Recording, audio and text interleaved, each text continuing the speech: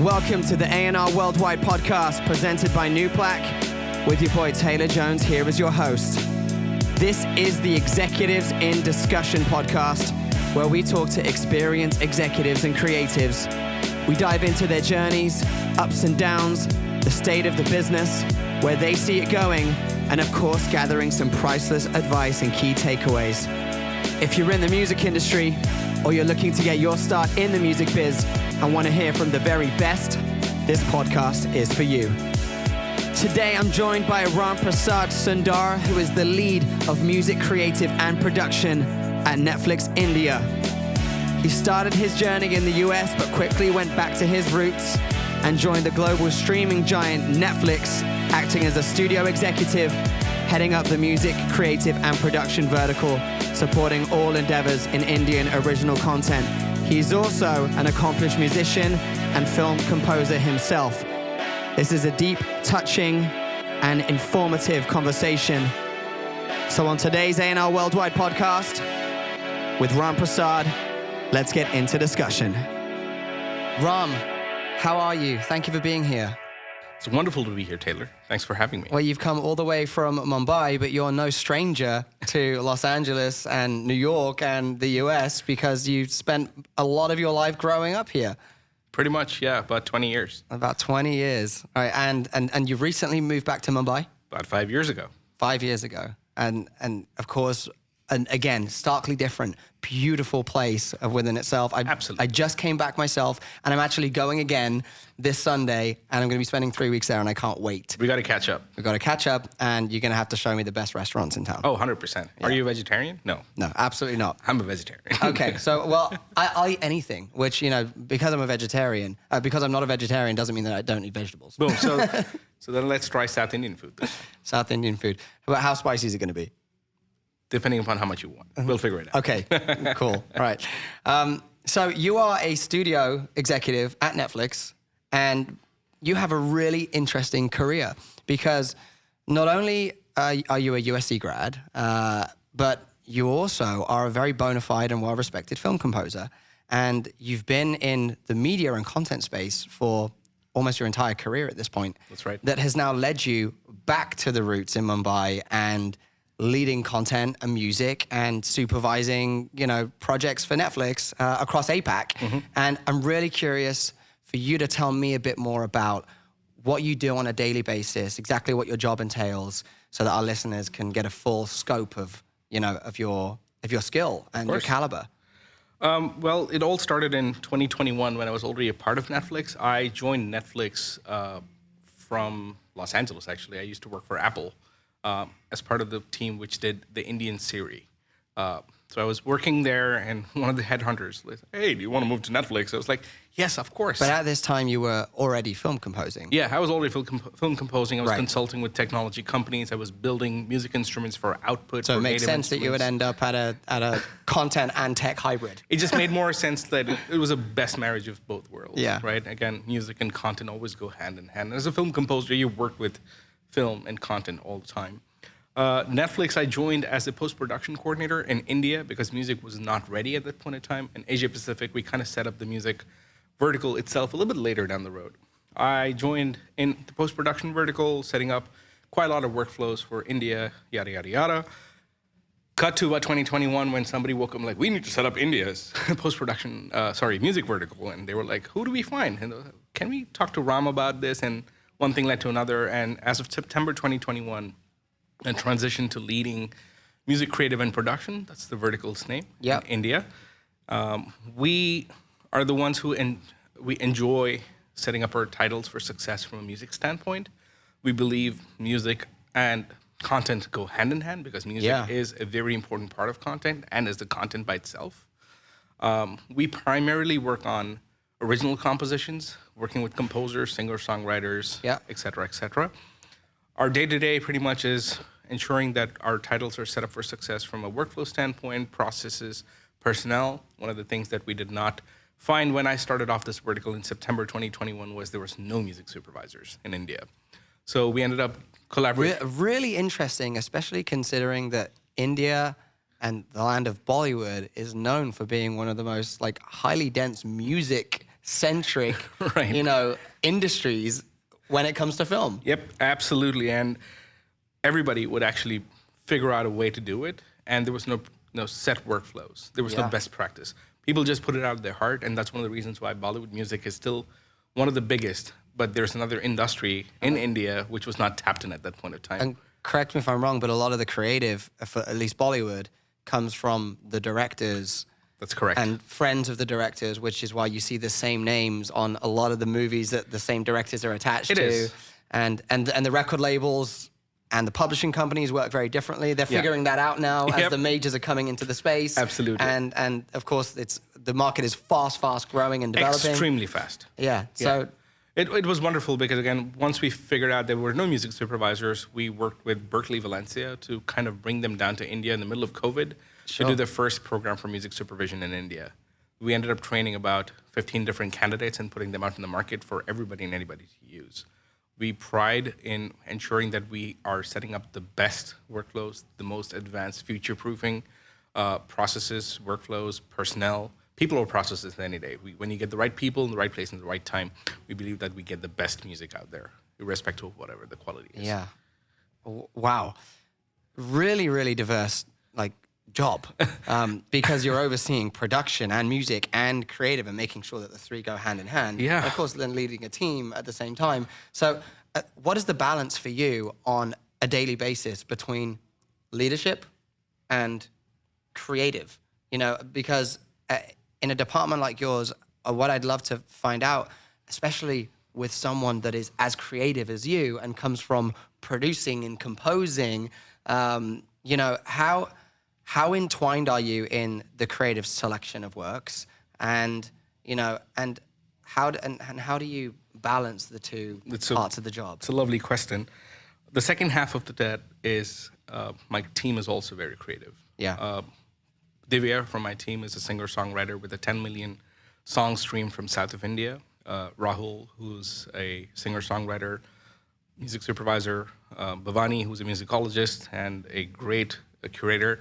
And we have Siddhant Mishra, who just joined, who is also a singer-songwriter, music producer. My A&Rs are singer-songwriters and producers. I'm a Exactly. former producer-writer, which is Boom. why I can do my job well. Exactly. I love the fact that you guys have instilled that as part of the team, because finally you've got executives and team members that don't just say, something's not quite right with the bridge, or I like something about the post doesn't feel right. How about roll off 200 hertz and let's change the cadence of the drums and give some real feedback so that you actually get some movement. Which is where I think we ended up connecting with the composers on a day-to-day basis very openly. Yeah.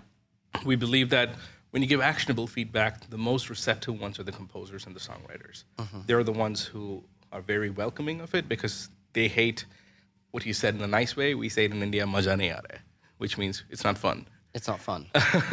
That is not an actionable feedback. So we pride ourselves in working very closely with the composers to ensure that they understand what we are kind of working towards. Well, a composer leading the team is going to help with that. That's the idea. So that's great. What are you more? What I want to figure out is the music identity that your team is curating, because of course at giants like Netflix, and I've had conversations with Netflix here in America, and we discussed how, for example, Netflix Unscripted has been starting to sound similar, and so they're looking to reinvigorate what Netflix Unscripted sounds like, Right. and to try and identify a new aesthetic sonically to the shows.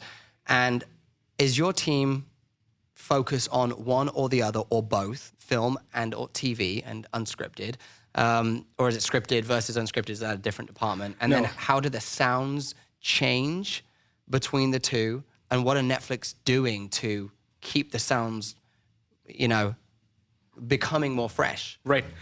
We are content agnostic, so we work across all formats, nonfiction and reality and stand-up comedy. I can imagine that's a lot of different skill sets, though, for the team. Absolutely, and which is why, even though if somebody comes into the team without that background, we help them upskill into that.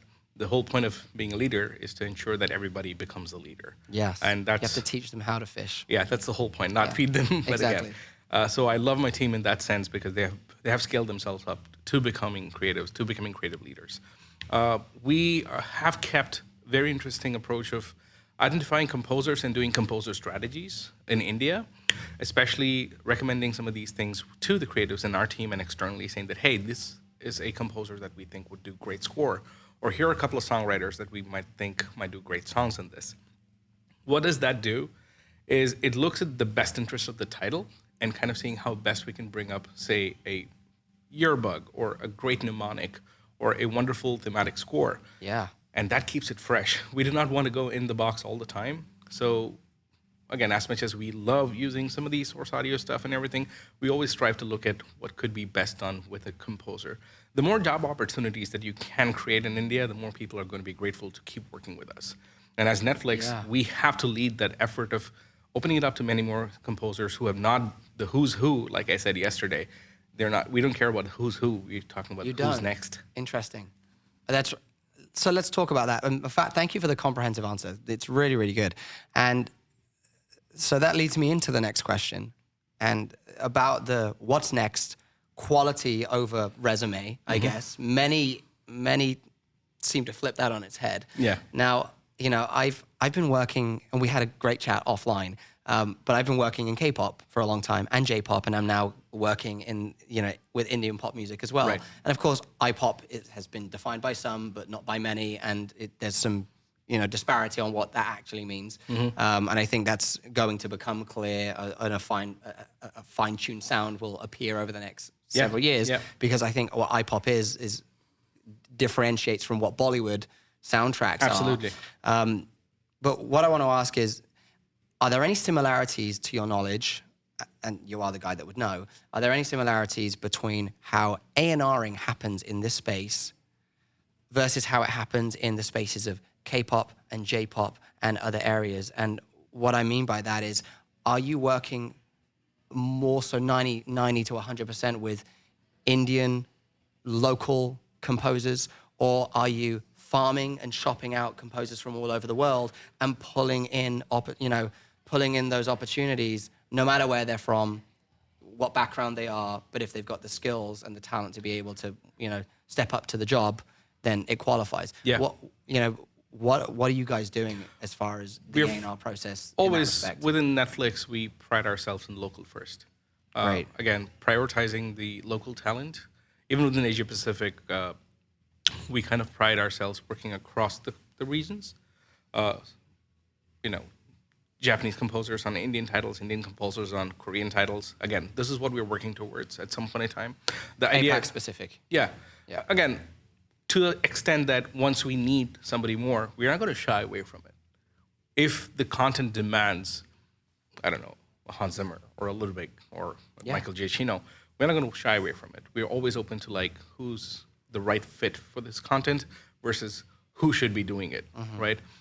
Local first, because again, the way that we can nurture a region is again by supporting the local artists, supporting the local music market, and investing into it. So unless you give, you cannot get back. So we are heavily invested into the local market at multiple levels. That's great. So yeah, that's really good.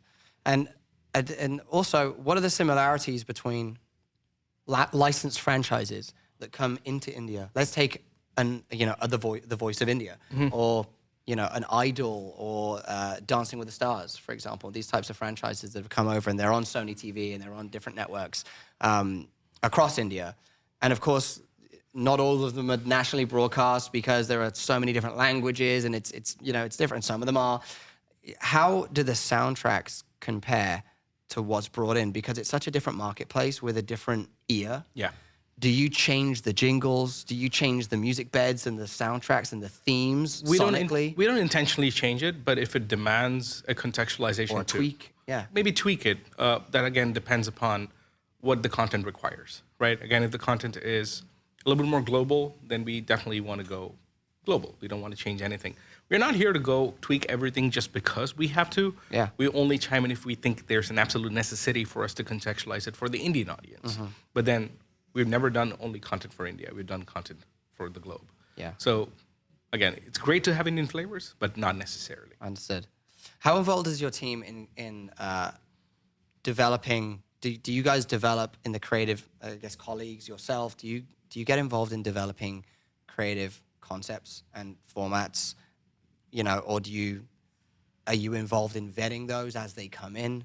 Because from a music and production standpoint, you have to make sure they're feasible, they fit the mold, and I'm sure there's an overarching strategy, at Netflix in your region that you're ensuring has at least some level of consistency and quality and, adheres to the plan. Absolutely. We do get a lot of pitches from local artists, but we defer to the creative team. There's a workflow that we work with our creative team, who kind of are the ones who run points on ensuring that this is within the content strategy, this is what is being looked upon. But we are always actively working with them, saying that, hey, this is what we think might work great over here. Here's an idea that came from this person, introducing A and B to ensure that we always are looking at the best content that can be put forth as Netflix. Yeah, this is really, really interesting. I'm loving this. So let's talk about you for a bit. Sure. Very diverse background, because you really did merge, the executive position with the creative position, and it seems to me like you found a role that really encompasses the strengths of both that are unique to you in many ways, and especially in the region in which you're working are especially unique to you. And the fact that you've grown up and spent 20 years here, you've really been able to bridge the markets and bridge the gap. So where do you spend most of your time? Because I know you live in Mumbai now. How often do you travel? Are there places that you love to travel that you haven't done yet? Do you have travel planned this year? I've already been to Japan and Korea, mostly for this year, and last year too. And were they vacation or were they business? No, all business. All business. All business. So you're one of those guys that only travels for business? No. Because that's me. I don't really go on vacation much. It's like, but I make a vacation on the back of my business trip. I can do that, but I usually do it I want to dedicate my personal time to my family and myself. But business usually is fundamentally the focus of what I do when I travel. Yeah. Japan, Korea, and India have been my primary focus for the past couple of years. I do come to LA once in a while when there's a requirement. We are actually working on a couple of strategies out here to meet some great people like yourself and Sat and who else and who not, to be able to open up the horizons and share some knowledge about what is the context of working on that side of the world is so critical for the West to learn. Recently, I saw this great post on Vanity with Hans Zimmer working with one of the vocalists who's doing an Indian kunakol. Suddenly, that feels like it's something new, but it's such a normal thing for any percussion player in India. So a lot of the knowledge is kind of lost in translation. My job, again, as one of the studio execs, is to be able to highlight and share that knowledge out here. So I do help out coming here once in a while. I try to make it here at least once a year to keep myself updated. I appreciate the knowledge being shared. I'm highly interested. This was one of my most anticipated chats of actually the entire convention. Just because of my personal interests and my personal job in music as an A&R executive and as a talent guy. Of course. Because I work in this space and have been doing these regular trips and just awesome. I'm enamored by the music and the culture. Another personal question about yourself is, what does a day look like for you? From first thing in the morning, when you wake up, do you practice wellness? Do you not? Do you head straight to the office? Do you spend time with the kids in the morning? Do you drop them at school? What does a day look like for you? Kind of diverse, because first thing is waking up my daughter, getting her ready and putting her in a school bus for her to go to school. You have one kid? I have two kids. Two kids. My son is younger. My daughter is older. Congratulations. Oh, thank you so much. Yeah. And I love both of them. I named them after... I'm glad you do. Thanks for clarifying. Just making sure. My daughter's name is Leia, which signifies rhythm. Oh, wow. And my son's name is Avyay, which signifies perpetual. So I have a perpetual rhythm machine at home. Wow. Just keep going at it all the time. That's really thoughtful, though. Yeah, no, I love that. That's awesome. Thank you. So yeah, I usually get them ready. My son is still about 2 years old, so he's at home, play schools and everything. Is he picking up instruments yet? My daughter is actually pitch perfect. My son is trying to get there, but both of them love the piano. Okay, great. I have a studio at home, so they both come and sit with me sometimes. So we've got two future composers in the household. Trying to get there. Yeah. No pressure. And what about your partner? She's a French professor, but she's right now a CEO of a business that she's running by herself. Oh, great.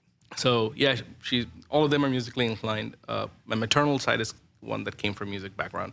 My day-to-day usually is, again, putting my daughter to a school bus and making sure that she's going fine, coming back home, spending time with my son, doing some prayers because I love to meditate and like take a minute for myself, opening up the piano and playing for like 15, 20 minutes because the first thing is... So you play every day still? Yeah. Despite the busy schedule, despite being a studio executive, you still make time to play? If you don't, look, let's remember one thing. Everybody came to where we are by doing what we did before. Yeah. If we forget how we started, we will never progress to where we should be. I need to take a piece of advice from your book because I started in this business as a singer and a songwriter and as an artist. And I think that I've written 3 or 4 songs in the last year, in the last 12 months. And actually, the busiest schedule is, okay, I get so much fulfillment though from music because I'm listening all day and guiding all day. But actually what threw me back into the studio was the loss of a friend. Yeah. Somebody very, very close to us passed away. And so I had all of these emotions that I was reminded that the only way I could possibly process them was through music. Yeah. And so it landed me back in the studio, recording, writing, singing again. And actually, it was one of the only ways that I felt I could get the emotion out and cope. And now when I feel sad, I listen to the song that embodies everything that I was feeling, and I'm able to encapsulate it in this audio file and not live with the weight on a daily basis. Music is one of the best ways to treat yourself as a psychiatrist or as a shrink. You don't need to go pay somebody. This is the best outlet of you letting out your emotions without saying a single word. It's always been a channel for me. Like when I lost my dad when I was 25, all that I did... I'm sorry to hear. No, thank you.